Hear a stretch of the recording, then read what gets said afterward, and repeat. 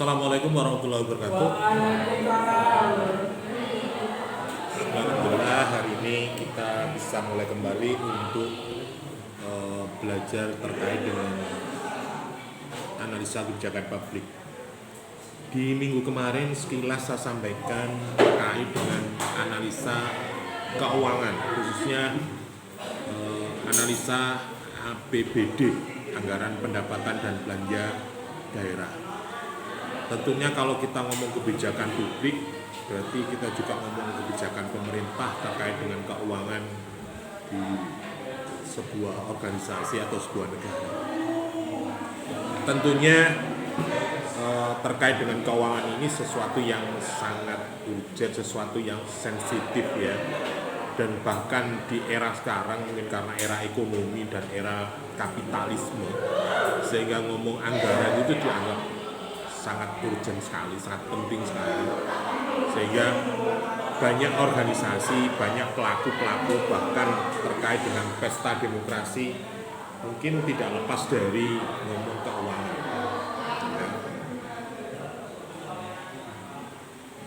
Ya, jadi kalau kita masih ingat dari beberapa minggu yang lalu terkait dengan proses demokrasi misalnya, ngomong keuangan, orang tingkat partisipasi, mungkin dulu ada sebuah teori bahwa tingkat partisipasi bisa dipengaruhi karena ekonomi, karena tingkat pendidikan dan sebagainya. Tetapi hari ini bisa juga tingkat partisipasi itu bisa dipengaruhi karena anggarannya yang ada. Ya, seperti halnya persepsi di masyarakat yang muncul bahwa mau datang ke TPS atau mau ikut nyoblos kalau ada uangnya. Nah ini masalah. Begitu juga banyak penyakit organisasi yang lainnya. Ketika ngomong program kegiatan, itu pasti yang dipikirkan pertama adalah anggarannya. Nah, entah ini benar atau tidak, tapi inilah faktanya sekarang seperti itu yang terjadi. Jadi orang berpikir tentang ekonomi ya, tentang anggaran keuangan yang dimiliki atau kemampuan dari sebuah organisasi atau sebuah negara itu mungkin bisa juga dilihat dari keuangan. Dan orang berpikir bahwa ketika anggaran atau keuangan cukup dianggap makmur, dianggap sukses dan sebagainya, dan kegiatan itu bisa dijamin. Tetapi apakah penggunaan dari anggaran atau keuangan itu bisa bermanfaat sesuai dengan harapan, sesuai dengan kebutuhan, sesuai dengan yang direncanakan atau tidak, ini tergantung pada goodwill, tergantung kepada individunya masing-masing, tergantung kepada pemimpinnya juga yang memimpin sebuah organisasi itu atau pemerintah. Sehingga kita perlu mengetahui ya, apakah anggaran selama ini benar-benar digunakan untuk kebutuhan atau kepentingan daripada kegiatan hajat hidup masyarakat atau anggota. Makanya kemarin kita juga sedikit mengulas tentang itu. Maka adik bisa juga mencari referensi yang lain. Bahkan kemarin saya harapkan adik-adik bisa melihat, minimal Anda bisa menganalisis anggaran belanja desa di desa kalian masing-masing. Itu kalau ngomong pemerintahan yang paling kecil dan sebagainya. Itu pun nilainya sudah, kalau hari ini sudah lumayan besar. Ya, sudah rata-rata sudah hampir 1 miliar per tahun. Kalau zaman saya mungkin hanya sekitar 30-15 juta DPDK. Dulu tidak ada namanya dana ADD, tapi yang ada adalah dana DPDK. Bahkan sekarang banyak program-program yang langsung dari pemerintah pusat ke pemerintah desa. Bahkan anggaran ADD itu langsung dari pusat, rekeningnya langsung ke desa, tidak melalui pemerintah. Nah ini yang menjadi kebijakan atau evaluasi pelaksanaan daripada penggunaan anggaran itu yang perlu kita cermati.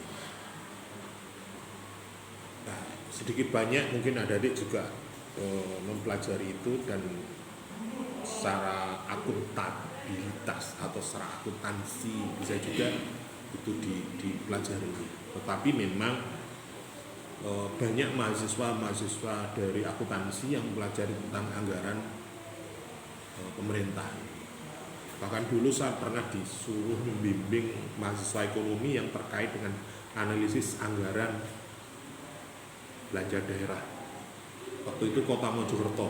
Nah, jadi dia menyoroti terkait dengan pos anggaran yang dialokasikan di sebuah dinas, apakah penggunaan anggaran itu benar-benar sesuai dengan kebutuhan dan perencanaan yang dibuat atau tidak. Hal ini juga mempengaruhi daripada mental para birokrat kita. Ketika dia ditugaskan di lembaga atau SKPD dinas itu ada istilah basah dan kering, banyak anggaran dan tidak. Kayak misalnya dinas pendidikan, dinas kesehatan, dinas investasi dan sebagainya, itu mungkin bisa juga banyak perputaran uang yang terjadi di situ. Dan ada juga dinas-dinas yang nggak begitu banyak penggunaan anggaran. Bagi mereka-mereka yang pintar, ya senang di situ, tetapi bagi mereka-mereka yang malas bekerja dan tidak kreatif, ya enak dong. Kegiatan yang nggak banyak kegiatan, tetapi pokoknya sepenting kerja juga aja. Ini juga menjadi persoalan. Nah, itu bagian dari kajian kita terkait dengan analisa kebijakan publik yang khususnya di bidang keuangan. Nah, pada minggu hari ini atau pada siang hari ini kita akan mencoba mengulas tentang regulasi impact analysis, atau biasanya kita sebut dengan istilah RIA, atau bisa juga dikatakan sebagai analisa dampak regulasi dari kebijakan itu. Kalau kita bicara anggaran, contohnya misalnya kalau secara nasional bahwa peningkatan sumber daya manusia itu dianggap penting, kesehatan itu juga penting, dan itu amanah konstitusi. Maka di dalam konstitusi kita, anggaran untuk kebijakan pendidikan dan kesehatan itu bisa juga sudah ditetapkan. Katakanlah di pusat ditetapkan bahwa anggaran untuk pendidikan 20% misalnya. Maka di semua lini pemerintah, tingkat pusat, daerah maupun desa, kalau menyusun anggaran terkait dengan dana pendidikan harus 20%. Artinya dengan anggaran 100%, 20% sudah plot pos anggaran ke dunia pendidikan. Kesehatan berapa persen, nah itu mungkin karena visi misi kita terhadap peningkatan sumber daya manusia, sehingga itu di secara konstitusi diamanahkan untuk itu.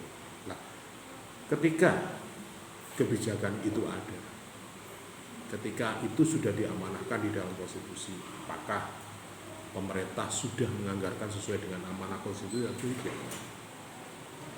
Kalau misal di daerah itu, di pemerintah itu sudah menetapkan anggaran 20% itu untuk pendidikan, saya kira ya harus ditetapkan bagaimana perencanaannya, karena ngomong pendidikan saya kira ini sangat penting sekali. Bahkan sekarang ya, ketika ngomong pendidikan sampai pemerintah rezim sekarang Prabowo sampai muncul program makan siang gratis. Itu artinya betapa pentingnya pendidikan itu dan kesehatan gizi dalam melaksanakan dunia pembelajaran. Sehingga ini dianggap penting, walaupun mungkin itu dianggap sepele, sederhana, tetapi juga banyak negara-negara yang mungkin sudah melaksanakan itu.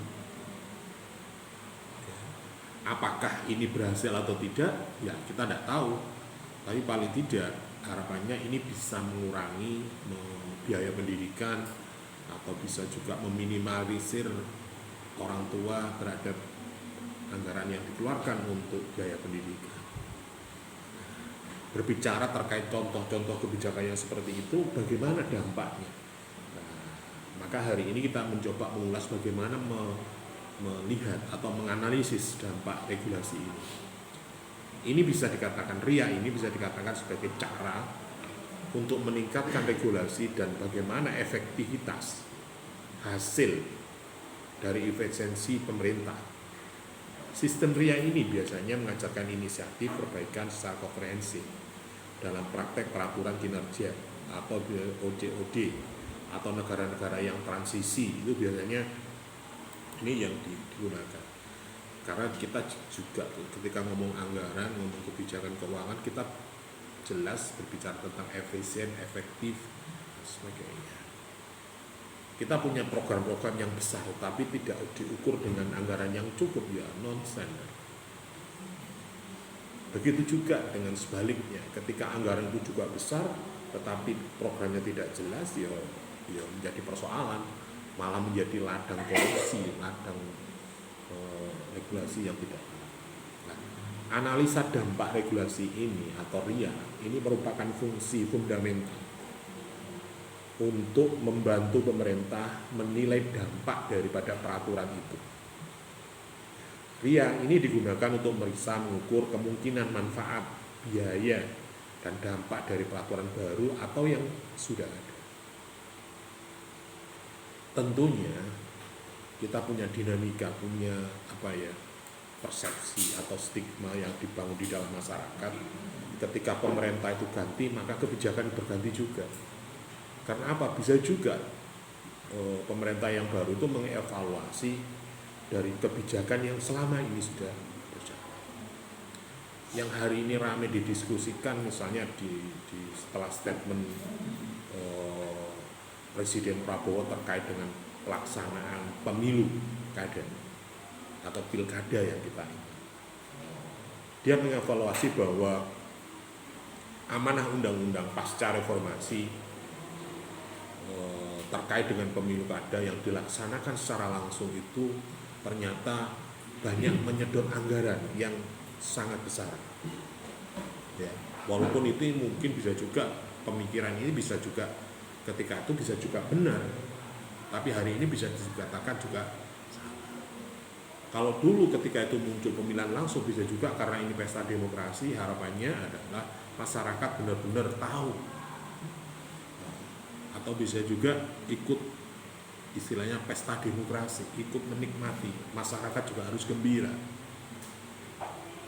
tidak mengikuti apa yang menjadi keinginan pemerintah. Karena kita punya pengalaman sejarah bahwa di era Orde Baru, para pemimpin-pemimpin di daerah itu dilaksanakan secara terwakilan, tertutup, yang dipilih langsung oleh wakil-wakil rakyatnya, dan masyarakat tidak tahu. Ya, dari pengalaman sejarah Orde Baru itu, maka sampai Presiden Soeharto terpilih 5 kali, 5 periode itu karena sistem yang seperti itu. Jadi karena DPR-nya hanya 50, pengkondisiannya juga sangat mudah. Kalaupun anggaran nggak begitu besar, apalagi tidak terbuka, tidak disaksikan oleh masyarakat. Nah, dari hasil evaluasi itu, maka pemilihan yang model pemilu pilkada atau kebijakan yang model seperti itu dianggap tidak efektif, sehingga dirubahlah ketika zamannya SBY ada undang-undang pemilu yang seharusnya dilakukan pemilihan pilkada secara proporsional terbuka, itu tidak bisa diterima oleh masyarakat, tidak bisa diterima oleh publik, sehingga kembalilah kepada amanah reformasi yang harus terbuka, pilih secara langsung. Jadi DPR, MPR, Presiden, Gubernur, Bupati, Wali Kota, Kepala Desa, bahkan dulu sempat zaman era reformasi Undang-Undang Otoda tahun 99 itu tingkat kepala dusun aja dipilih langsung oleh masyarakat. Tetapi karena budaya politik kita yang belum benar, sehingga money politik di mana-mana. Jadi kepemilihan kepala dusun itu sudah dianggap pesta, tetapi itu malah menjadi ranah money politik bagi tingkat level kita yang paling rendah. Tetapi ya, kembali lagi pada pembelajaran demokrasi kita yang seperti apa, sehingga kita ngomong anggaran, ngomong itu menjadi ukuran bagi masyarakat. Ketika ini wacana sudah membudaya di masyarakat, maka undang-undang ketika zamannya SBY, undang-undang pemilu ini dirubah menjadi perpu, ya. Sehingga ditariklah kebijakan bahwa pelaksana pemilihan harus dilaksanakan secara langsung terbuka, masyarakat milih langsung, dan sampai hari ini. Dan evaluasi yang kemarin disampaikan Presiden Prabowo, ternyata anggaran yang digunakan untuk pemilu kada itu sangat besar. Bayangkan di Kabupaten Mojokerto aja hampir 40 miliar untuk KPU, ya, untuk penyelenggaraan kurang lebih sekian. Nah, kalau misalnya itu dilaksanakan secara tertutup proporsional, DPRD yang memilih mungkin sangat efektif, tidak banyak membutuhkan waktu, tidak ada kampanye dan sebagainya, cukup disampaikan secara terbuka. Ya, mungkin karena kita belum ada evaluasi, belum pernah dilaksanakan, sehingga mungkin masyarakat juga langsung menolak. Bahasanya apa? Ya kenaan rek sing oleh bom-boman mek DPR itu kan. Pengalaman dari pemilihan bupati waktu itu Pak Prof Mahmud Zain, pemilik kampus ini juga waktu itu masih menggunakan model-model seperti itu. Jadi mau pemilihan itu anggota DPR banyak yang diculik, rek. Jadi malamnya itu diculik semua. Wah, ada yang dibawa ke Malang, ada yang dibawa ke Bali dan sebagainya. Karena dulu mungkin pemilihan secara tertutup. Tapi kalau undang-undang sekarang bisa juga ini dilaksanakan oleh perwakilan, tetapi itu harus disaksikan oleh masyarakat. Sehingga ketika ada adik punya wakil siapa, misalnya dari fraksi PKB misalnya, siapa DPR-nya? Bono. Masyarakat bisa tahu Bono milih siapa, tahu. Itu pemilihan secara terbuka, perwakilan terbuka. Jadi tidak secara aklamasi misalnya. Dia tahu, oh berarti sampean waktu itu DPR PDI namanya ini mendukung bupati ini. Tahu. Tidak ada rahasia. Itu karena keterwakilan. Kalau model seperti itu, saya yakin DPR juga nggak mau macam-macam. Artinya ketika sebelum dia menentukan pilihan, pastinya harus ada komunikasi dengan konstituen, pendukungnya atau partainya. Jadi sangat tahu. Nah, kalau dulu zaman Orde Baru kan tidak tahu. DPR ini milih siapa nggak tahu. Ini dapat sangun dari calon ini atau tidak nggak tahu. Yang saya tahu adalah dulu itu ya culik sana culik sini, bom sana bom sini. Jadi DPR-nya yang dapat. Nah, itu. Misal kalau sekarang model seperti itu, oh misalnya Bono itu dari fraksi PDIP memilih calon nomor 1, oh berarti ini dapat apa-apa, terserah. Yang penting masyarakat tahu bahwa dia adalah mendukung bupati tersebut. Ini bagian dari impact, bagian dari analisis kebijakan yang pernah terjadi. Entah ini ke depan seperti apa, tapi yang terjadi ini baru selesai pilkada, nggak mungkin ini diulang, tapi inilah yang terjadi. Bisa juga di periode yang akan datang bisa juga diberlakukan, atau undang-undang bisa direvisi seperti itu. Kita amati aja nanti ke depan seperti apa. Kebijakan makan siang gratis, dampaknya apa bagi siswa, bagi lembaga, bagi UMKM dan sebagainya. Atau bisa juga kebijakan yang lain. Dampak misalnya terkait dengan pajak, dengan kebijakan kesehatan dan sebagainya bisa.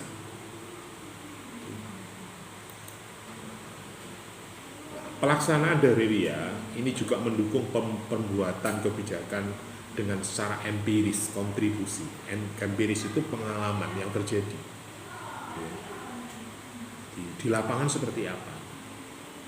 Ini berharga bagi keputusan kebijakan. Ini sangat efektif sekali karena bisa juga di setiap kebijakan itu sama di pusat, tetapi tidak semua daerah juga efektif. Misalnya dengan pemberian raskin.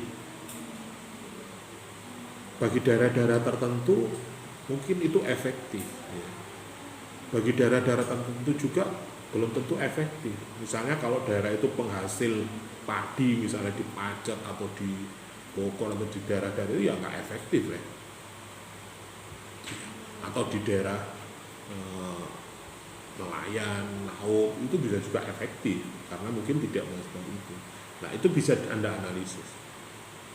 Atau bisa juga meneliti tentang lain misalnya, bisa kebijakan lalu lintas, bisa efektivitas penggunaan dua arah atau jalur satu arah misalnya, itu seperti apa.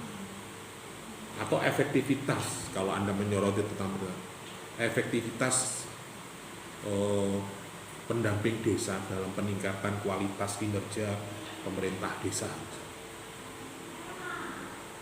Anda bisa melihat bahwa dengan adanya pendamping desa itu apakah bisa meningkatkan kapasitas kinerja dari pemerintah desa, atau bisa juga meningkatkan kapasitas pembangunan yang ada di desa itu. Atau mungkin ada program-program kebijakan yang lain yang Anda bisa dimasukkan dalam RIA. Artinya efek dari kebijakan.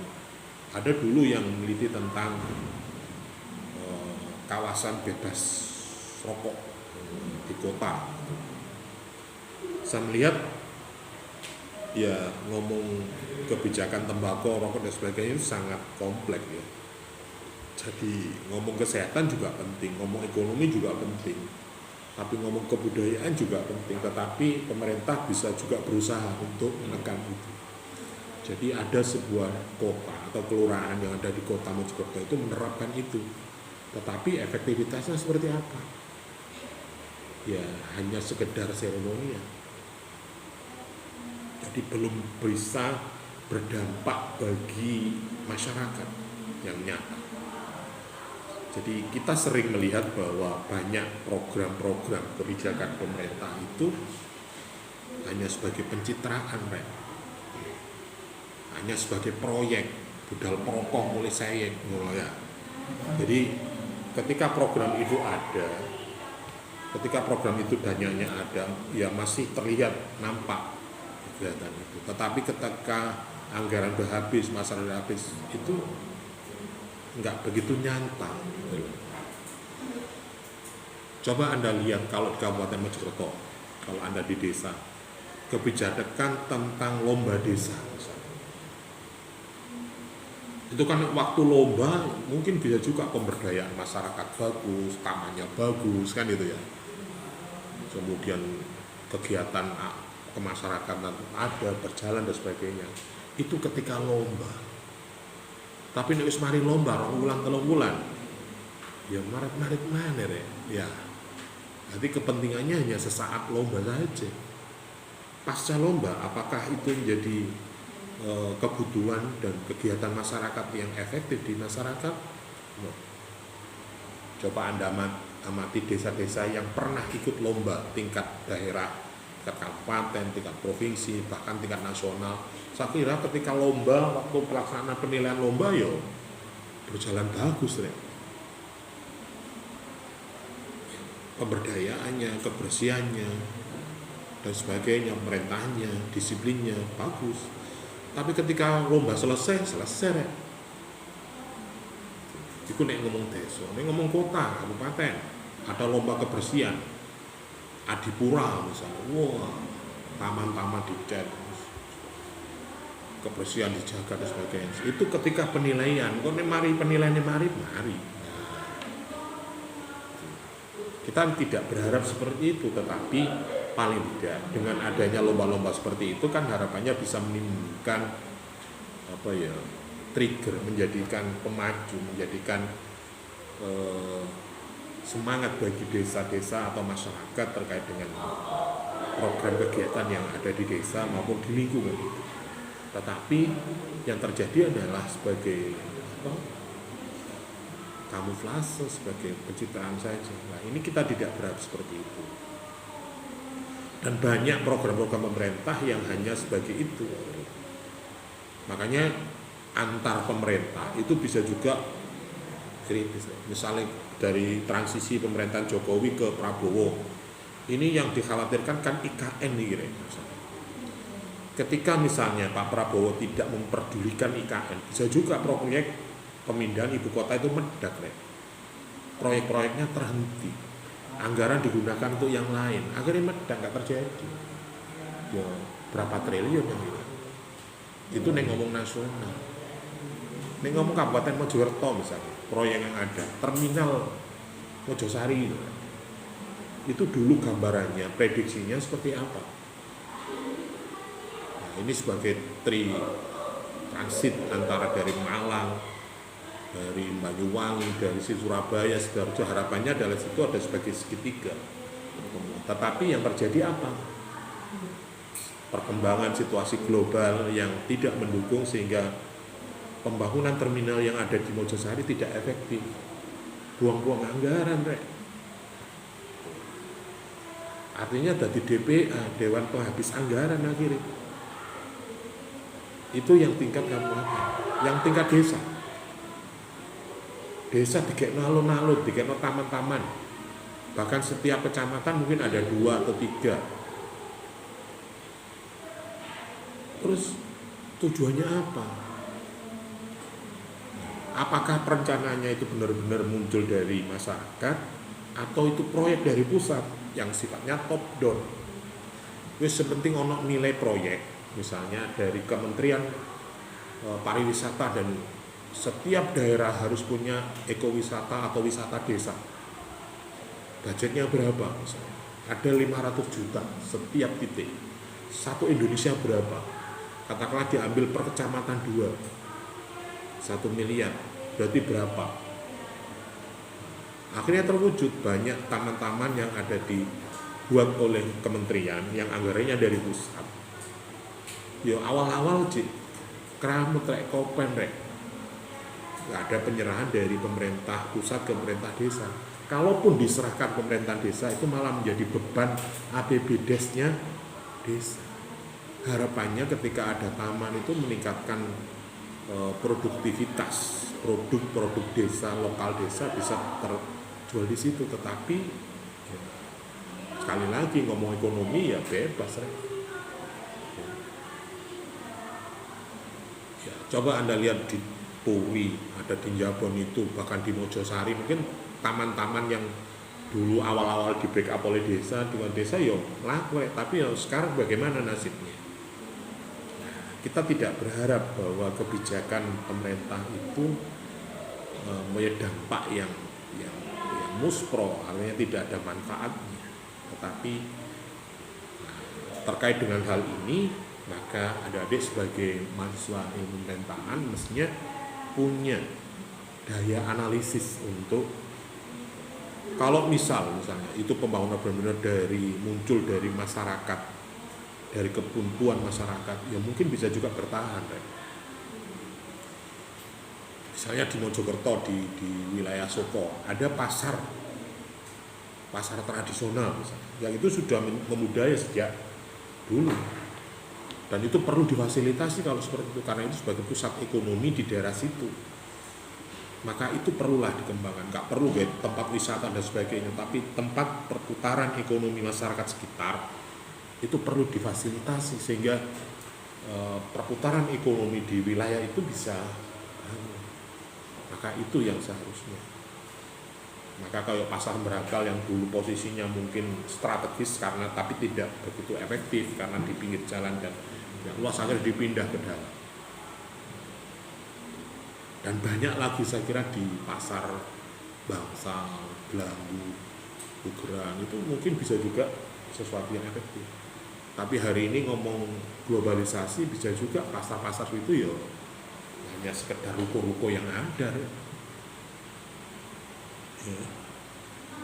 Jangankan pasar tradisional, mal-mal yang besar aja banyak yang gulung tikar karena ada all shop, penjualan online dan sebagainya. Mojokerto kayak Carrefour ini stable ya. Malah di Surabaya, di Sidoarjo banyak mal-mal yang gulung tikar karena masyarakat mungkin ketika beli di mall atau di online itu harganya sangat jauh. Jadi kalau ke mall itu tidak beli apa-apa, cukup selfie saja. Ini yang menjadi analisis atau temuan-temuan secara empiris sehingga kebijakan-kebijakan yang seperti itu harus dievaluasi secara benar. Tapi perencanaan itu harus benar-benar sesuai dengan kebutuhan masyarakat dan potensi yang ada di masyarakat. Kalau di Pacet misalnya ada pasar sayur, ini ada sebuah riset kakak kelas Anda terkait dengan pasar sayur yang ada di Pacet. Ya mungkin itu sebagai sentra penjualan produk pertanian atau hasil pertanian di situ, sehingga masyarakat dari luar kota bisa pulaan di situ. Itu mungkin bisa berjalan karena dekat dengan itu.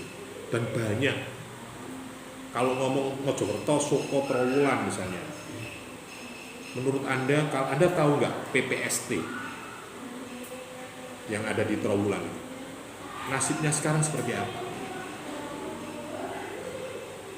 Pusat produk penjualan sepatu, bayang lo Trowulan rek. Sekarang nasibnya seperti apa? Ya medah rek itu gaya duit tapi yang bangun itu ya. Banyak pasar-pasar di perempatan Trowulan untuk pasar tradisional apa, ya juga seperti itu. Jadi jangan sampai muncul persepsi bahwa kebijakan pemerintah itu hanya celebration, hanya sebagai lip service. Kalau bisa itu kan bahwa adanya pemerintah, adanya negara ini bisa memberikan fasilitasi solusi bagi masyarakat terhadap persoalan-persoalan baik ekonomi, sosial dan sebagainya. Tetapi juga seperti itu.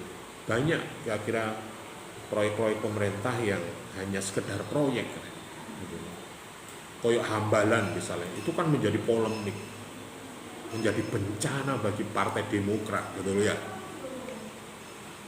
Banyak politisi, aktivis yang terkena sanksi terhadap pembangunan rumah atlet. Ya mungkin secara konsep dia juga masuk ya. Tetapi kalau kebijakan itu tidak berkesinambungan dan tidak didukung oleh pemerintah, ya persoalan baru. Kayak di Terminal Mojosari itu juga persoalan baru. Akhirnya digaya apa? Nah, sekarang mungkin bisa juga menjadi kantor dinas perhubungan.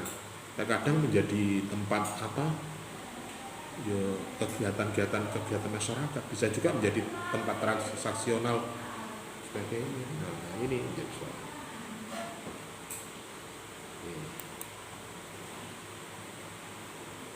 Kemudian kita berbicara tentang RIA ini juga sebagai alat kebijakan yang penting berkualitas bagi peraturan. Tujuannya adalah secara keseluruhan RIA itu adalah membantu pemerintah untuk membuat kebijakan mereka lebih efisien. Jadi tidak hanya mengkritisi, kayak di kota kemarin, Anda ingat nggak ketika penyampaian visi misi atau debat PAPI terkait dengan rest area GG Gunung Gedangan misalnya, atau bisa juga dengan Pemandian Sekarsari. Pemerintah sudah melaksanakan tugasnya, merenovasi, membuat fasilitas menjadi baik dan sebagainya, tapi efeknya, dampaknya belum begitu terasa bagi masyarakat atau bagi pemerintah daerah yang diharapkan bisa meningkatkan pendapatan PAD daerah. Dulu mungkin ketika masyarakat belum banyak kolam renang di desa atau di wisata-wisata desa, kayak Pemandian Sekarsari itu menjadi ikon ya. Jadi kalau mau berenang di kota ya ke Pemandian Sekarsari itu. Tapi dulu waktu tempatnya masih nggak seperti sekarang. Nah sekarang itu sudah dimodifikasi dan sebagainya, tetapi peminatnya nggak begitu besar. Atau entah kenapa. Nah ini Anda perlu riset. Kalau misalnya Anda melakukan riset terkait itu, mohon. Dulu ada kakak kelas Anda yang mau riset tentang rest area GG, tapi karena banyak konflik kepentingan akhirnya nggak berani ya, akhirnya nggak dilanjutkan. Kalau Anda mau silahkan. Kemudian kalau di wilayah kabupaten ada yang riset tentang pasar desa. Di pasar desa yang ada di Kutorejo sama di Delangi. apakah itu memang benar-benar menjadi pasar desa atau BUMDes atau tidak, efektif atau tidak, ada yang meriset dan banyak lagi.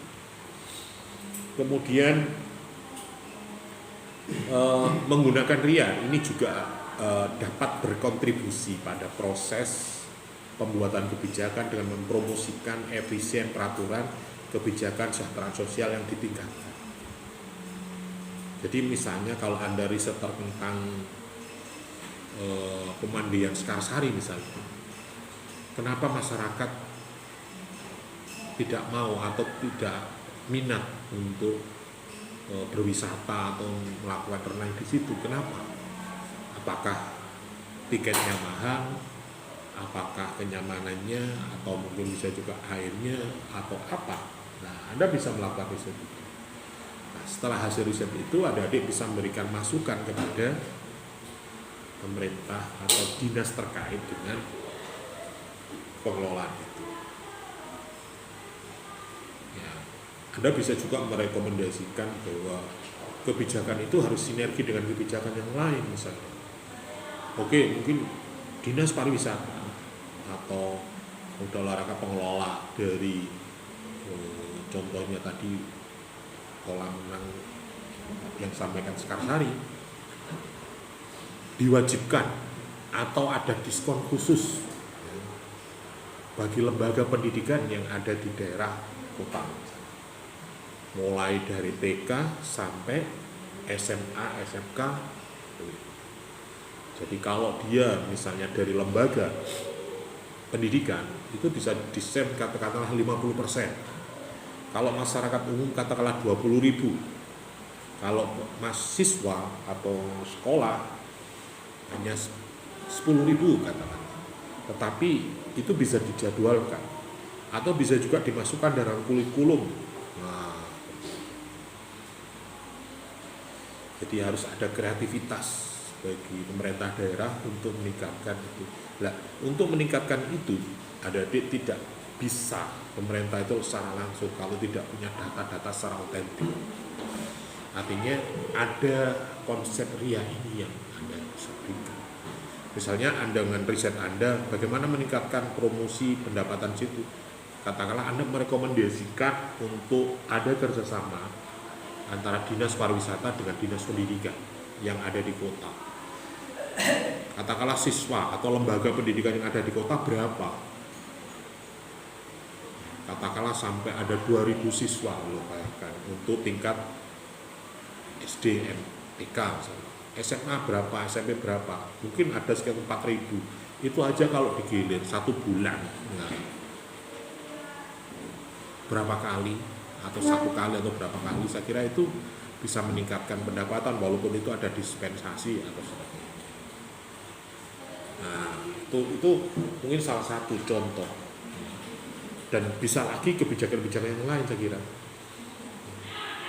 Literatur yang luas diproduksi mengandung informasi pengenalan pelajaran tentang peti-peti dari implementasi tantangan ya, pemerintah dalam pelopor informasi regulasi berkontribusi dengan penyebaran masa pengetahuan RIA ini ya. RIA ini juga menarik perhatian di negara-negara berkembang, sehingga ini menjadikan elemen kunci untuk memperbaiki pengambilan kebijakan. Tentunya para bupati, para wali kota, para presiden dan sebagainya tentunya tidak semua menguasai bidang kehidupan atau bidang itu. Ada yang memang basicnya militer ya mungkin dia sangat paham betul dengan, ada yang basicnya pengusaha mungkin bisa juga sangat paham dengan itu.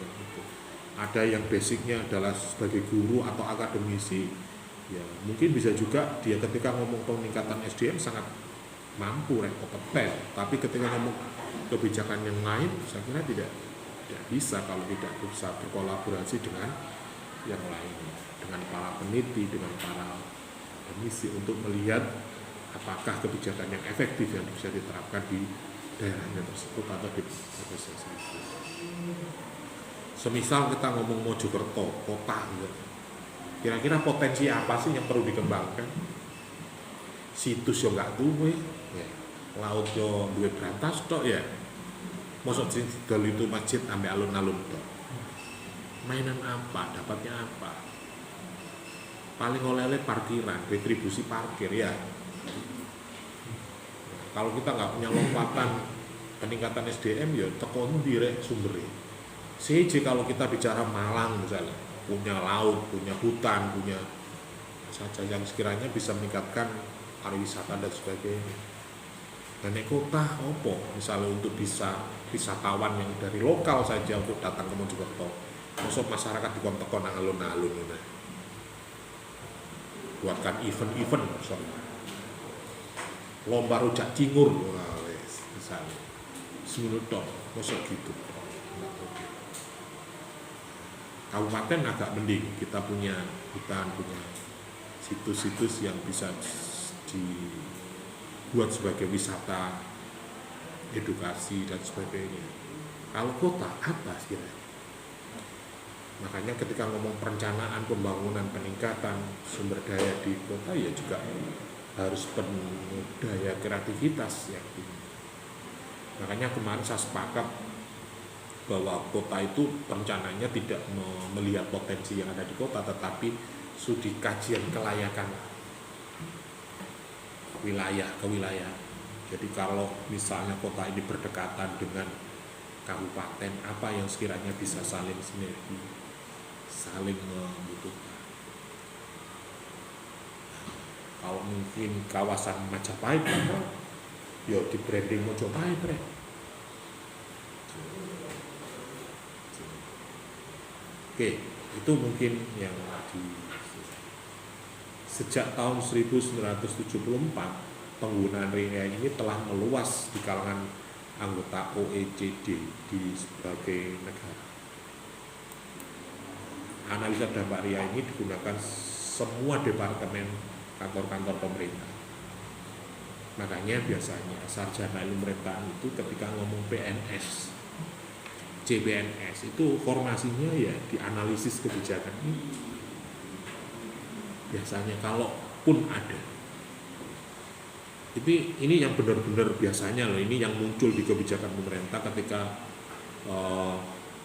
penerimaan pegawai negeri sipil itu biasanya formasinya di sini, di analisis kebijakan. Ini yang sering muncul. Tetapi sesuai dengan perkembangan saya kira ilmu pemerintahan tidak hanya berbicara tentang itu, tetapi di zaman saya atau di dulu itu formasi yang sering muncul adalah di kajian tentang analisis kebijakan pemerintah yang biasanya ada di Bapeda, ada di kependudukan dan sebagainya. Jadi setiap dinas, setiap kantor pemerintah itu punya tim analisis perencanaan atau tim perencanaan. Kayak kerja saya dulu pernah hampir berapa kali ya, dari 2015 sampai 2024 ini menjadi tim ahli perencanaan ketenaga kerjaan di Kabupaten Mojokerto. Jadi setiap SKPD ada subbagian tim perencanaan dari dinas tersebut. Yang saya pernah terlibat itu di dinas ketenagakerjaan. Jadi bisa memberikan rekomendasi kepada pemerintah daerah terkait dengan kebijakan yang sudah berjalan atau sudah dilakukan, tetapi bagaimana dampak impact-nya terhadap masyarakat. Misalnya apa 5 tahun ke depan, potensi apa yang di dunia pekerjaan ini ada di kabupaten atau di wilayah Jawa Timur. Apakah di kawasan industri atau UMKM dan kantoran atau bisa apa. Ternyata di wilayah Jawa Timur dan khususnya di wilayah Kabupaten Mojokerto tetap pada UMKM yang paling banyak. Dan itu banyak menyerap hampir 60% tenaga kerja di wilayah kabupaten ini adalah pekerja di UMKM. Jadi yang kerja di perusahaan atau di kantoran pemerintahan itu hanya antara 25 sampai 30%. Yang lainnya itu adalah pekerjaannya di UMKM. Terus butuh dolan opo lah, pokoknya usaha-usaha kecil yang lainnya. Dan lebih disoroti lagi adalah produksi makan dan minum. Jadi koyo lesehan, warung dan sebagainya sangat besar di Jawa Timur itu ternyata. Nah ini yang misal terkait dengan analisis tingkat, khususnya di bidang tenaga kerja. Maka ketika melihat fenomena seperti itu, maka pemerintah harus membuat kebijakan apa untuk meningkatkan kesejahteraan masyarakatnya. Dari data yang ada, misalnya karena UMKM, maka pemerintah harus mendorong UMKM itu tetap tumbuh dan bertahan dan berkembang. Kalau bisa meningkatkan produktivitasnya dan pendapatannya. Melalui kebijakan apa? Bisa juga pembinaan, fasilitasi, permodalan dan sebagainya.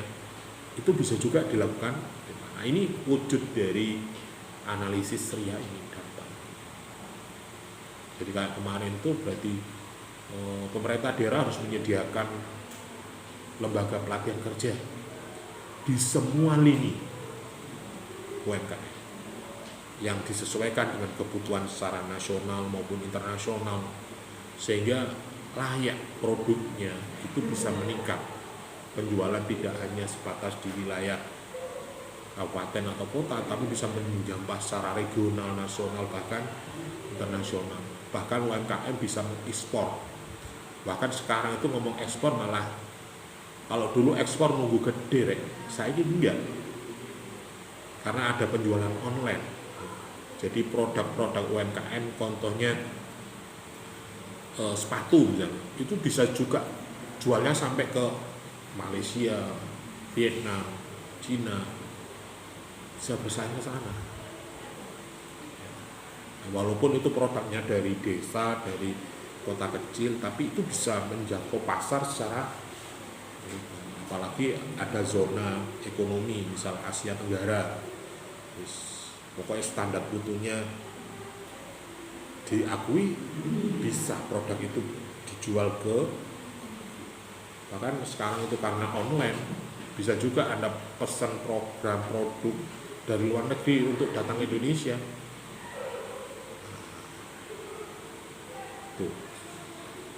Itu mungkin sebagian dari manfaatnya. Kemudian selanjutnya kita berbicara tentang strategi untuk menjamin peraturan itu berkualitas seperti apa.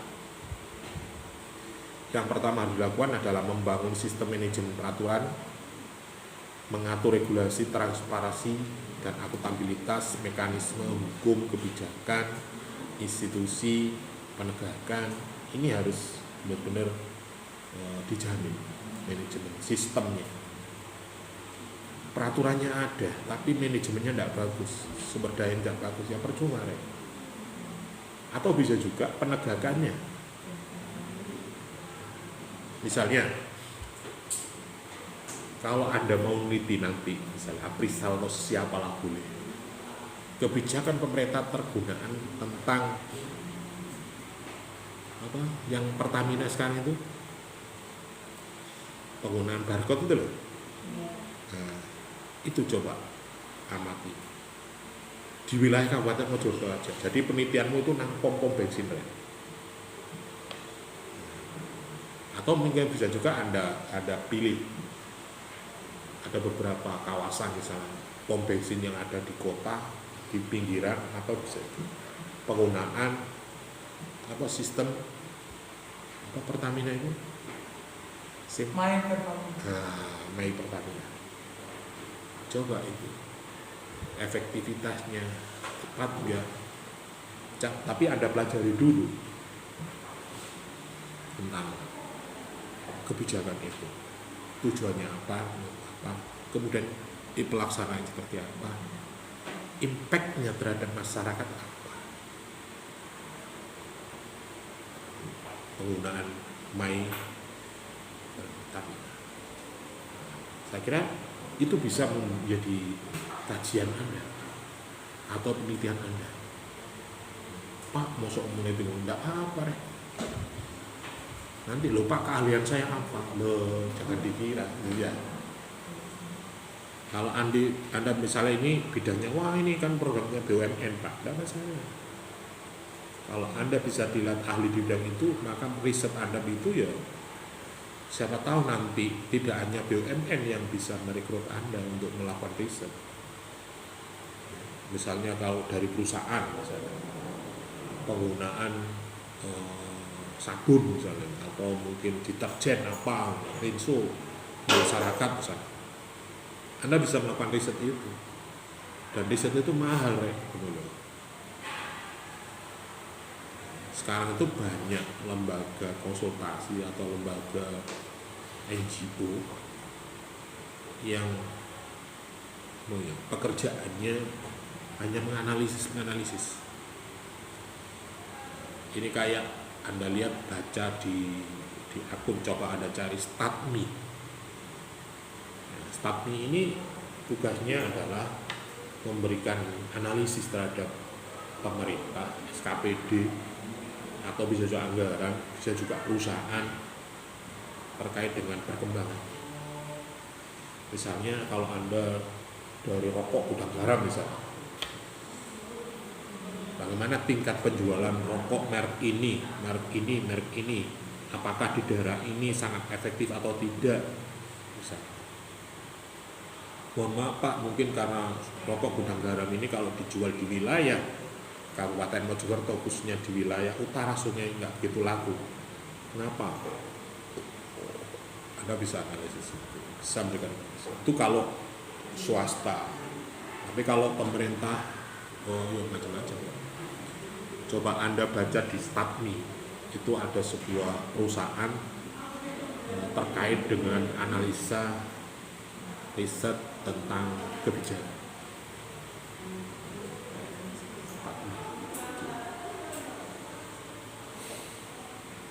Oke, sampai di sini ada pertanyaan?